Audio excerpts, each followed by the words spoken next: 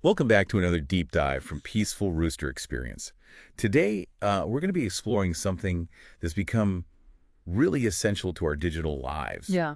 even if most of us never really think about it. And that is distributed systems. Yeah, it's true. They're kind of the unsung heroes, Yeah. powering everything from like online shopping and video streaming to, financial transactions, social networks, the whole nine yards. Exactly. And what's fascinating to me is that these systems are all about getting computers to work together Yeah, reliably, even when things go wrong. right. Network glitches, server crashes, you name it. These systems have to be able to just handle it all. Yeah, and at the heart of that challenge is this fundamental problem. How do you get all these computers, which might be spread across the entire globe, to agree on a single consistent view of the world? Okay. And that's where consensus mechanisms come in. Okay, so consensus, it sounds pretty straightforward on the surface, Mm-hmm. but I have the feeling it gets pretty complicated pretty quickly. Oh, yeah. Where do we even begin to unpack this? Well, a good place to start is with Paxos, which is often considered the gold standard for consensus algorithms. Okay. It's been around for decades and has a proven track record of reliability. Paxos. That name rings a bell. Mm. Isn't it known for being notoriously complex? It does have a bit of a reputation for being tricky to wrap your head around. But think of it this way. Paxos is all about guaranteeing that once a decision is made, it sticks, even if some computers crash or messages get lost in the network. So it's not just about reaching a simple majority, Right. but about making sure that decision is truly irreversible. Exactly. Okay. And to achieve that, Paxos uses this kind of multi-stage process involving different roles for the computers in the system. You've got proposers who put forward suggestions, acceptors who weigh in on those suggestions, Okay. and learners who keep track of the final outcome. It's kind of like a sophisticated voting system with multiple layers of checks and balances. I'm starting to see how this level of complexity is actually necessary Yeah. to ensure that level of rock-solid agreement. Exactly. And it's why Paxos has been used in some pretty mission-critical systems like Google's Chubby Lock service, which helps coordinate access to shared resources across their massive infrastructure.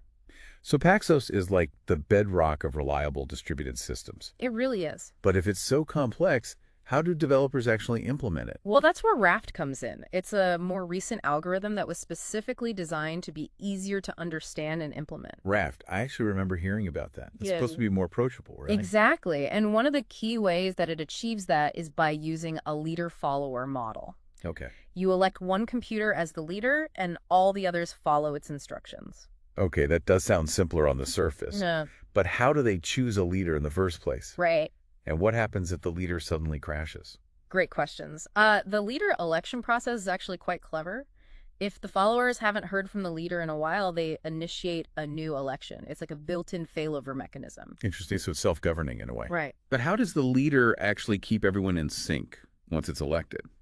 It does that through a process called log replication. Okay. The leader maintains a log of all the commands or changes to the system, Right. and it replicates that log to all the followers. So every computer has a copy of the same instruction manual, Yeah, and they all follow it in lockstep. precisely. And to ensure consistency, the leader waits for a majority of the followers to confirm that they've received and applied the commands before marking them as committed.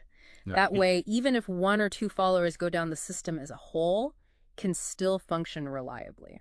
This is making a lot of sense now. Good. And it's not just a theoretical concept, right? Yeah. Raft is used in some pretty widely used tools. Absolutely. It's found its way into systems like Kubernetes, which is used to manage and orchestrate containerized applications, Okay. and Consul, which is used for service discovery and health checking in distributed systems. So Paxos is the super reliable but complex one. Right. And Raft is the more user-friendly option that's gaining a lot of traction. Yeah. What's next on our consensus adventure? Well, there's another one called KRaft, which is actually a specialized implementation of Raft that's used within Apache Kafka. Kafka. That's the one known for handling massive streams of real-time data, That's right. like tracking website clicks or sensor readings. Exactly. And all that data comes with a lot of metadata information about topics and partitions and brokers that needs to be managed consistently. So how does KRaft fit into this picture? Well, traditionally, Kafka relied on an external system called Zookeeper for managing its metadata. Okay. But that created some challenges in terms of complexity and performance. Okay, so they needed a more streamlined solution. Right. That's where KRAF comes in. Exactly. With Craft, they were able to bring metadata management directly into Kafka using a concept called a controller quorum. Okay. This is a smaller group of brokers that are responsible for making decisions about metadata changes. It's like having a dedicated management team Yeah, within Kafka itself. that's a great way to think about it. And because it's based on Raft, Craft inherits all the benefits of that algorithm. The leader-follower model, log replication, and that built-in fault tolerance we talked about. This is fascinating stuff.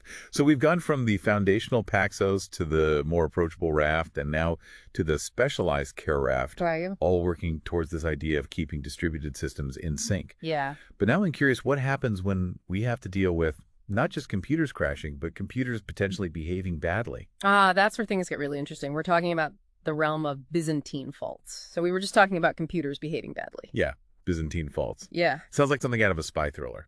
It does have that kind of a ring to it. But are these Byzantine faults actually like a real world concern? Yeah, is this something we actually have to worry about? They are, absolutely. Okay. They're particularly relevant in systems where security is paramount. Okay. So think about blockchain technology, for example. Yeah. It's designed to be tamper-proof and resistant to fraud.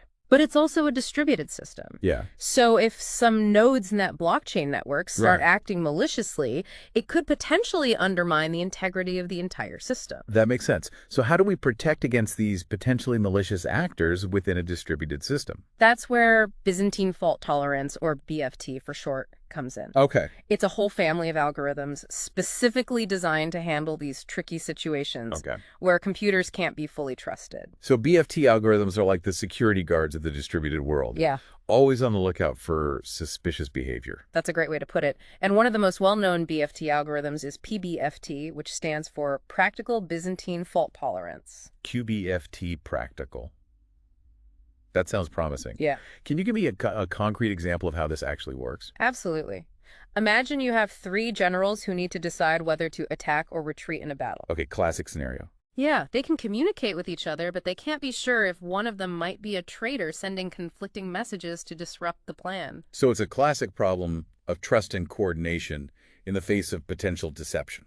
Exactly. And PBFT ensures that even if one of those generals is a traitor, the other 2 can still reach a safe decision, either both attacking or both retreating. Yeah. It does this through a series of carefully orchestrated message exchanges and voting rounds. So PBFT helps ensure that the system as a whole doesn't get misled by this rogue element. Exactly. But I'm guessing there's a trade-off here, right? Yeah. All this added security Sure. must come at a cost. You're right. BFT algorithms like PBFT typically require a lot more communication overhead compared to algorithms that only deal with crash faults. Okay. All those extra checks and balances to ensure trustworthiness means more messages going back and forth, which can impact performance. It's like having to double-check everything and get multiple confirmations Right. before making any move. It's definitely more secure, but it can also slow things down.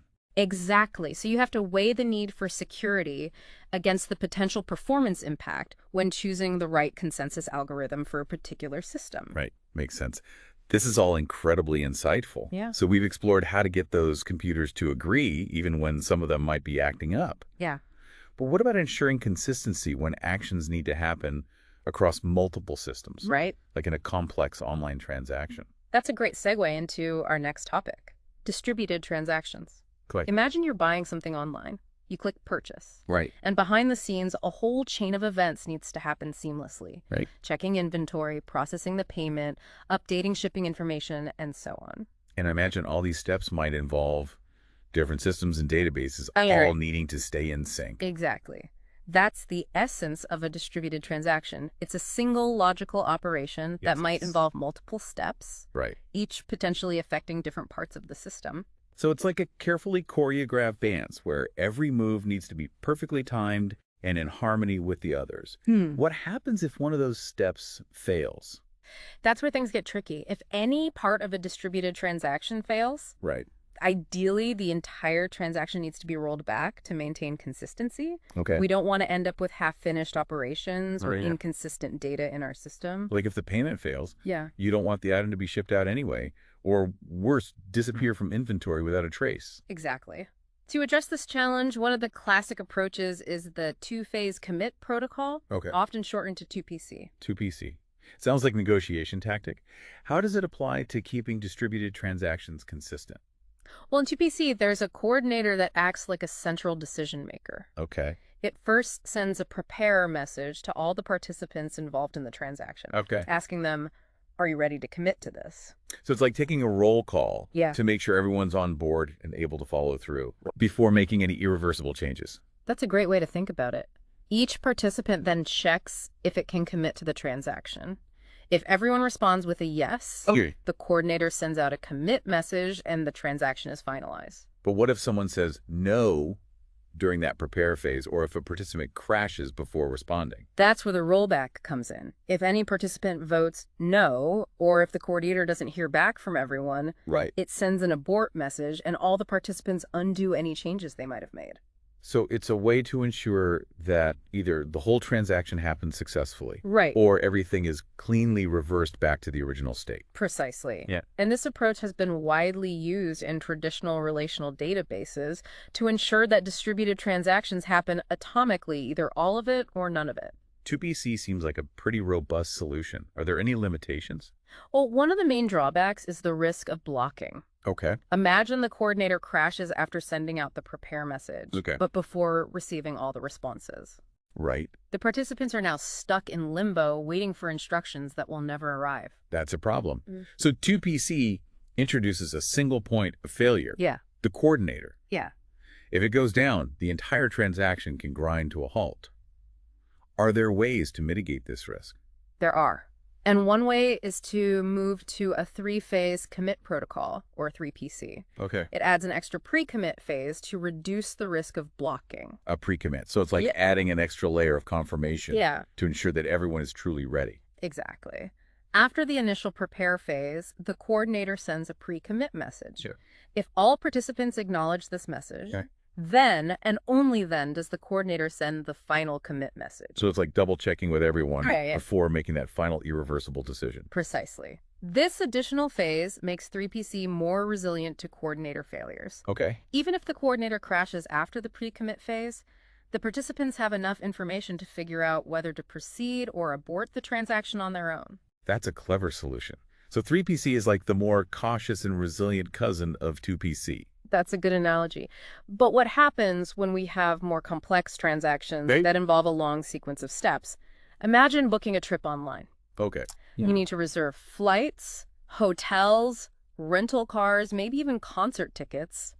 That's a lot of moving parts. Yeah. Trying to handle all of that as a single monolithic transaction Right. could quickly get unwieldy and increase the risk of something going wrong. You're right. And for these more intricate scenarios, a different approach called the saga pattern comes into play. Saga pattern. It sounds almost literary. What's the idea behind it? The saga pattern breaks down a large, complex transaction into a series of smaller, independent transactions, Okay. each of which can be handled locally. So it's like dividing that grand multi-stage dance Right. into smaller, more manageable routines, Exactly. each with its own choreography. Exactly. And each of these smaller transactions is designed to be idempotent, Okay. meaning executing it multiple times has the same effect as executing it once. So it's like pressing the elevator button multiple times.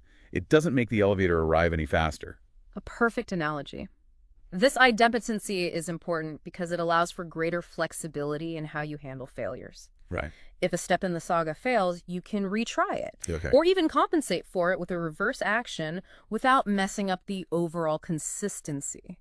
Compensating actions. What do you mean by that? Imagine one step in your travel booking saga is reserving a hotel room. Okay. If for some reason that reservation fails later on, Yeah. you need a way to cancel it so you don't end up paying for a room you can't use. Right. That cancellation is the compensating action. So it's like having an undo button for each step of the saga, just in case things go awry. Exactly. And these compensating actions are crucial for maintaining consistency in a saga. But how do all these smaller transactions work together Right. to achieve the overall goal of booking the entire trip? That's where the two styles of saga implementation come in: choreography and orchestration. Choreography and orchestration. It sounds like we're putting on a grand performance. You could say that. In the choreography style, each service involved in the saga publishes events that trigger the next step. Okay. It's like a chain reaction where each action automatically sets off the next one. So it's a more decentralized approach where each service knows its part and responds to cues from others. Right. What about orchestration? In orchestration, there's a central coordinator, like a conductor, leading an orchestra that manages the entire workflow. Okay. It tells each service what to do and when ensuring that everything happens in the right order. So choreography is more about individual dancers responding to each other's cues, Right. while orchestration has a conductor calling the shots Yeah. and guiding the entire performance. That's a great way to visualize it. Both styles have their pros and cons, Right. and the choice often depends on the complexity of the saga and the level of control you need. This is all fascinating stuff. We've gone from the classic 2PC to the resilient 3PC and now to the flexible saga pattern. It's like we've unlocked a whole toolkit for ensuring consistency in distributed systems. But wait, there's one more fascinating approach we need to explore. Oh, I'm all ears. What else is there? It's time to delve into the world of TrueTime, Google's groundbreaking solution that literally bends the rules of time. Time bending. Yeah. This sounds like something straight out of a science fiction novel. It might sound futuristic, but it's a real technology. Wow. That's powering some of Google's most critical services. Google Spanner. That's the database that handles vast amounts of data across multiple data centers worldwide, right? Exactly. And TrueTime is the secret sauce that allows Spanner to provide incredibly strong consistency guarantees, even across those vast distances. Okay, I'm officially intrigued. How does TrueTime actually work? It all starts with incredibly accurate clocks. Okay. Google uses a combination of atomic clocks and GPS receivers Wow. to synchronize the clocks across all their data centers, with incredibly precise error margins. So they're basically making sure that time is ticking in perfect unison across the entire system, even down to like the nanosecond level. That's the idea. Oh. And this synchronized timekeeping is crucial because it allows Spanner to assign timestamps to transactions with incredible accuracy. Timestamps. What role do they play? Instead of assigning a single point in time to a transaction, Okay. Spanner assigns it a time interval. Okay. And because the clocks are so tightly synchronized, they can guarantee that any transaction with an earlier timestamp happened before a transaction with a later timestamp, Okay. even if those transactions occurred in different data centers. So it's like having a global logbook Yeah. where every event is meticulously recorded with its exact time of occurrence, Right. ensuring that everything happens in the right order no matter where it originated. Precisely. And this ability to order events consistently across different locations Right. is what allows Spanner to achieve external consistency, also known as linearizability. Linearizability. Wow. That sounds like a mouthful. It essentially means that from the perspective of any observer, all operations appear to happen in a single consistent order, Great. even though they actually occurred concurrently in different parts of the world. So it's like having a unified timeline for the entire distributed system, even though it's geographically dispersed. Exactly. And this level of consistency is incredibly powerful, especially for applications that require absolute data integrity, Yeah. where even the slightest discrepancy can have major consequences. TrueTime really is a game changer. It's like Google found a way to create a universal clock for their entire distributed system, Right. ensuring that everything stays perfectly synchronized. It's a testament to the ingenuity of their engineers. Yeah. And it highlights the fact that sometimes the biggest challenges in distributed systems require us to think outside the box. Yeah. And even challenge our assumptions about the nature of time itself. This has been an absolutely incredible deep dive into the world of distributed transactions. We've explored classic approaches like 2PC and 3PC, delved into the flexibility of the saga pattern, Yep. and even witnessed the time-bending magic of Google's TrueTime. And through it all, we've seen how ensuring consistency in distributed systems is not just a technical challenge, Right. but also a fascinating journey into the realms of algorithms, coordination, and even the very essence of time. But what exploration isn't over yet?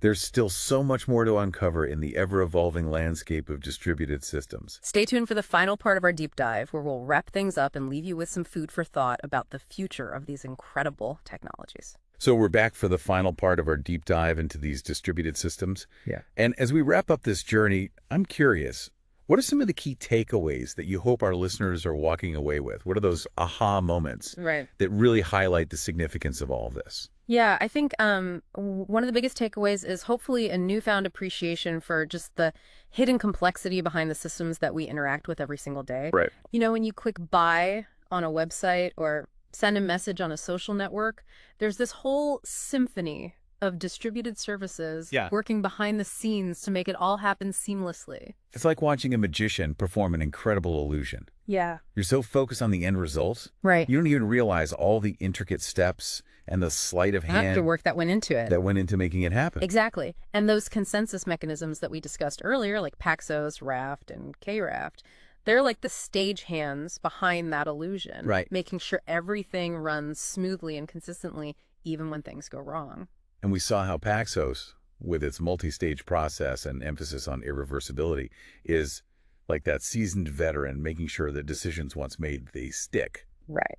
And then there's Raft, the more approachable newcomer, using its leader-follower model to streamline that coordination Right. and make implementation a bit less daunting. And we can't forget about Craft, that specialized implementation of Raft that's bringing those same benefits of clarity and resilience to the world of Apache Kafka, Right. helping it manage those massive streams of data reliably. It's incredible to see how these algorithms have evolved to address different needs and complexities. Right. And then there's that whole challenge of ensuring consistency in those multi-step transactions that span multiple systems. Yeah. We explored some classic approaches like two-phase commit and three-phase commit. Right. Those are like the careful negotiators, making Yeah. sure everyone involved in a transaction is on the same page and ready to commit Right. before making any irreversible changes. But as we saw, they can be prone to blocking if the coordinator fails. Yeah. It's that single point of failure issue that could really bring things to a halt. Yeah. But then we look at the Saga pattern, which takes a different approach, breaking down those complex transactions into smaller independent steps, Right. each with its own rollback mechanism in the form of compensating actions. It's like having a well-choreographed backup plan Yeah. for every possible misstep in that grand distributed dance. Right. And this flexibility and resilience makes the Saga pattern particularly well-suited to handling those intricate multi-stage processes we encounter in modern applications. And then, of course, there's TrueTime Google's mind-bending solution. It's almost like rewriting the rules of time itself. It really is groundbreaking. Yeah. By synchronizing clocks across their entire distributed system with incredible precision, they've created a way to ensure that events happen in a consistent order, Right. even across vast geographical distances. It's like having a universal timekeeper that orchestrates this entire symphony of distributed services. It's truly remarkable what they've achieved. But as we look ahead to a world where distributed systems are only going to become more prevalent and more complex, what are some of the big questions that remain unanswered? One of the ongoing challenges is finding the right balance between consistency, availability, and partition tolerance, the so-called CCAP theorem. Yep. You can't have all three at the same time. Right. So you have to make trade-offs Yeah. depending on the specific needs of your application. It's about choosing the right compromises based on what matters most for your system. Right. And as we move towards a world of self-driving cars, smart cities, and the Internet of Things, where countless devices are constantly interacting and making decisions, Right. those trade-offs become even more critical. Absolutely. How do we ensure that those self-driving cars can communicate and coordinate safely and reliably, even in the face of network disruptions or potential malicious actors? No. How do we manage the flow of data and transactions in a smart city where millions of devices are constantly generating and consuming information? These are big questions, They are, and they'll require some truly innovative solutions. for sure.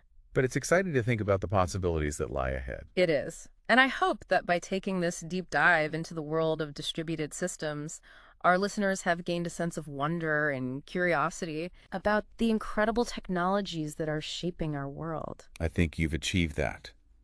This has been an incredibly enlightening journey, and it's left me with a whole new perspective on these complex and interconnected systems that power our digital lives. It's been a pleasure exploring these concepts with you, and hopefully it's inspired our listeners to keep learning and digging deeper into this world of distributed systems. Who knows, maybe they'll be the ones to develop the next groundbreaking solution to Right. one of these challenges. Well said.